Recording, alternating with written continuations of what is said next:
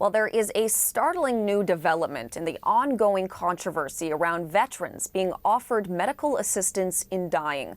A retired corporal who is paraplegic shocked MPs in Ottawa yesterday when she told them an employee of Veterans Affairs Canada offered her help with arranging a medically assisted death. Natalie Collada has been on the story for us this morning, and she joins us again. So, Natalie, what more can you tell us? Well, Hillary, we know that this is the latest incident that we are hearing about. It is coming from retired corporal and Paralympian Christian Gauthier. Yesterday, she testified that the Department of Veterans Affairs offered her in writing the opportunity for a medically assisted death, even, she said, offering to provide the equipment. Now, Gauthier said she had been fighting for a home wheelchair ramp for 5 years. She described the letter she received from the department in French at the committee hearing. Here's more from her. With respect to MAID, I have a letter in my file because I had to face that as well. I have a letter saying that if you are so desperate, madam, we can offer you MAID, medical assistance in dying.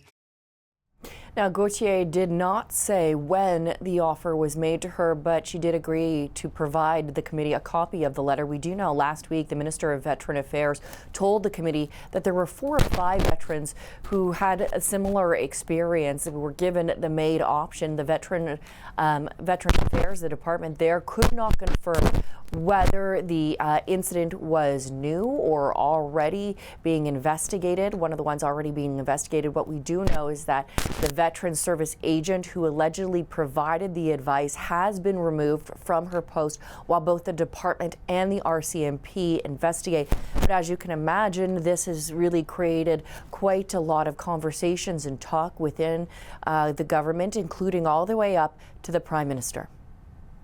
First of all, the individual who made recommendations to a veteran around medical assistance in dying is no longer working with veterans. That was absolutely unacceptable, and we took action on that.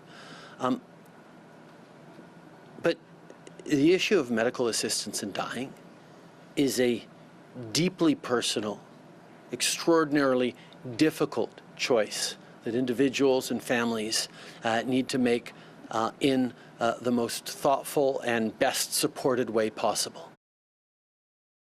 So considering that, Hillary, we do know that we're watching very closely the outcome of the investigation, both within the department but also within the RCMP as they look at it as well.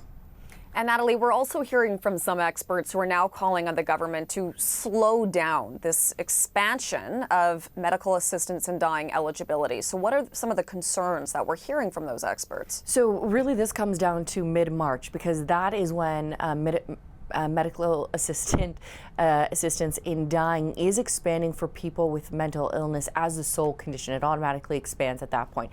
And what we're hearing is the association representing head psychiatrists at 17 different medical schools saying that the proper safeguards are not yet in place. They want more time for things to develop, including standards of care, doctor training, an expert consensus on this issue. They spoke a little bit more about this. Have a listen.